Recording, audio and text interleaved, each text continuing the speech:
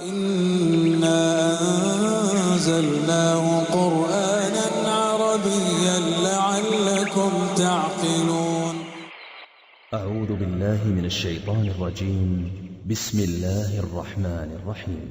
أرأيت الذي يكذب بالدين فذلك الذي يدع اليتيم ولا يحض على طعام المسكين فويل للمصلين الذين هم عن صلاتهم ساهون الذين هم يراءون ويمنعون